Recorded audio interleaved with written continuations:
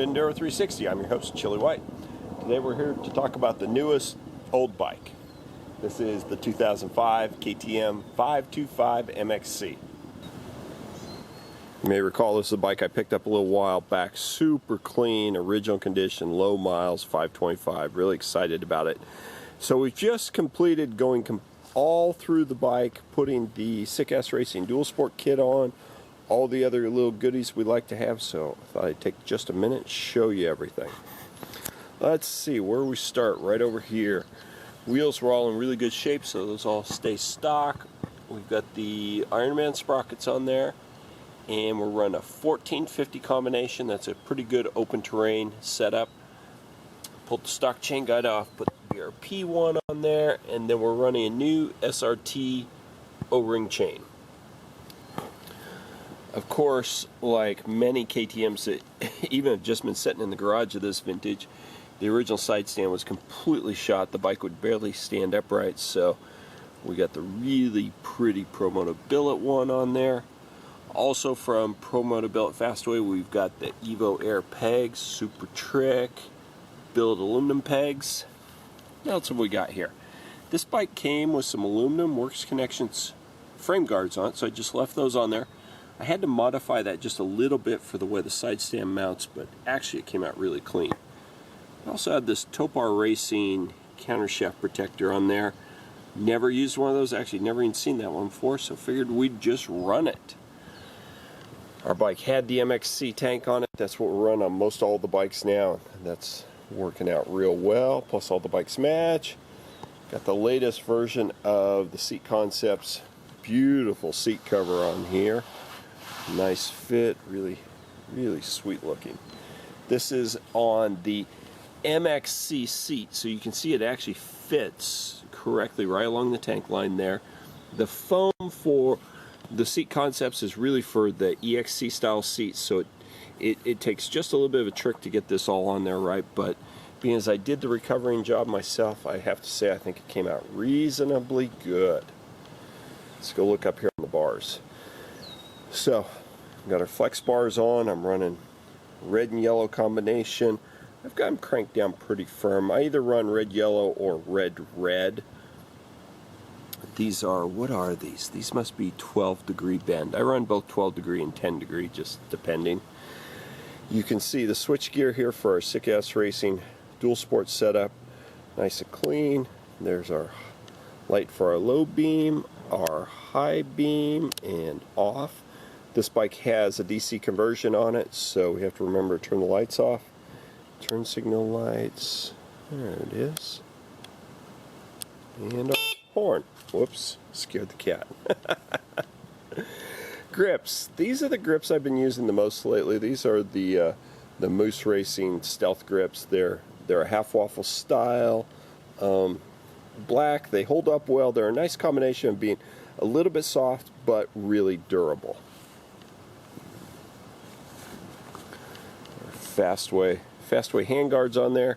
You can see how we mount those with the flex bars. They actually work out really well with the flex bar application because this pivot does not have to be very tight. It just has to be snug.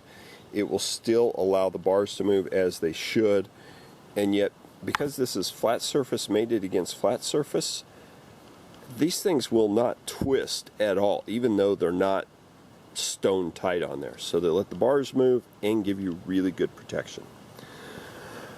Up front, I've still got just the stock 06 style headlight in there, 05, 06 headlight.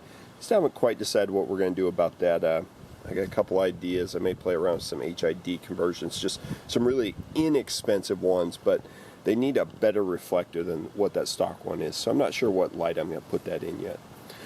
One of the things we did unique was these new LED turn signals from Sick Ass Racing. You can see they've got a kind of a spring there. These things are supposed to be super durable, so we're going to test those out, see how well they hold up. What I like is they actually put out really good power both in the front and rear, so people can see your turn signals. Not much up here. We haven't really done anything with the suspension yet. I did put these SRT fork guards on. These are the style that mimic You know, these are a copy of the new style, so they give you a little more protection in the back from rock chips. And then the secret on these is to just take a pair of aviation snips and cut those two spots. That way you can actually get the fork guards on and off without having to take the fork off of the motorcycle. I love the fact that this bike still has the original Bridgestone front tire on it. These were actually a really good tire. What was this thing called? The M59. And I can guarantee you that bike still got a few trips. That tire still got a few trips left to Baja in it. Up on this side of the handlebars, we have the sick-ass combination kill and start switch that cleans up the bars, taking the dual switches off. Those actually work really well. Of course, that's a domino piece, so it's a good quality piece.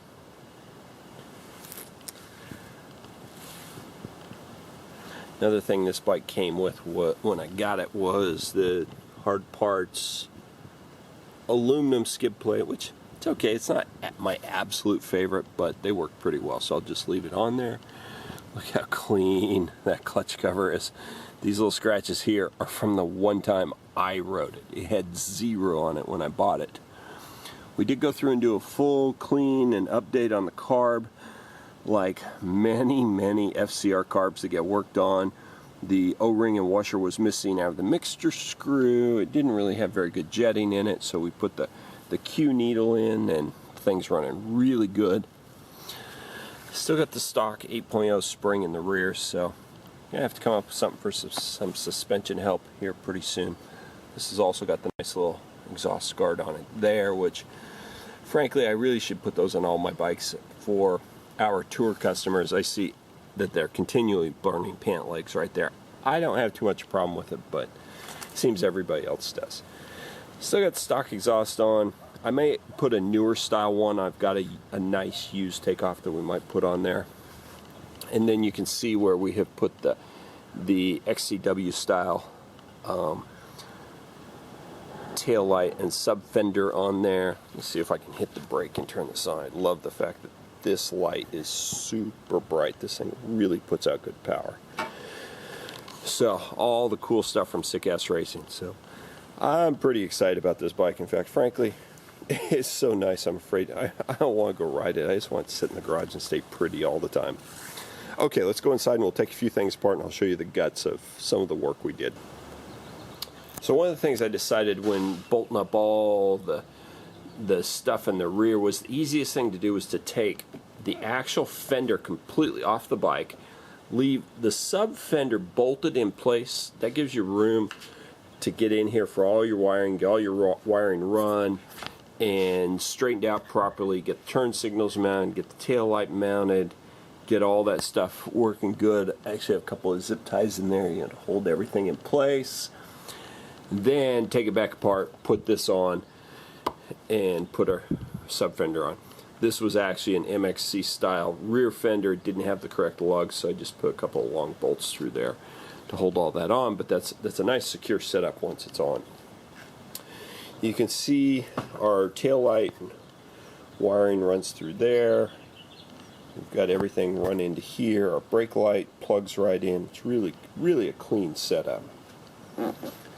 And then the main wiring harness goes from here down to here, and then just runs right along the frame up there to the front. Nice and clean, totally tucked the other way and protected. Over on this side you can see our voltage regulator for the bigger Trailtech DC conversion. That was actually the first time I've done one myself. It's real simple, just bolt the stator in down there, reroute the wires, and then there's just a couple of different connections up here, but it's all OEM. It's just a matter of looking at the instructions and seeing what goes where. So all came out really clean actually. Up front here you can see where we've got our horn mounted on. That doesn't look like it's all that stable, but on my other 525 that's been on there for 3 years and the horn still functions perfectly. One of the things I love about the Sick Ass kit is everything is labeled as to what it is and where it goes. You can see right there. There's no doubt when we're done we still end up with a pretty good jumble of wires up here, and it takes a little bit of massaging to figure out how to get everything so that it's not kinking, that there's plenty of room in the steering radius clearance. That's part of what I like about running the Baja Designs lights, where we've got the little standoff bracket here that moves the headlight out. That actually gives us a little more room to work back there, and it's pretty nice.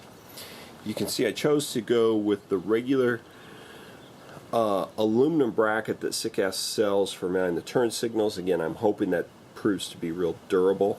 Previously, I've tried mounting them just on the side of the headlight shell, you know, down in here, and they're really vulnerable out there, and they just don't last. So, hey, if we're going to put them on, let's see if we can put them on right and make them last. I thought it'd be worth noting our old 525 here that more or less got the same project makeover over 3 years ago. In fact, this bike has received it's on its second motor.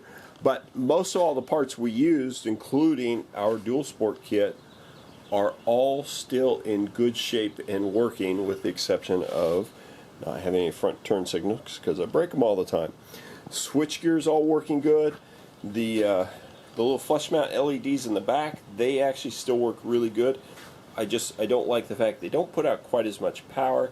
The tail light's just starting to lose a couple of bulbs, but this thing has, I don't know, 20,000 miles on it, maybe more since then.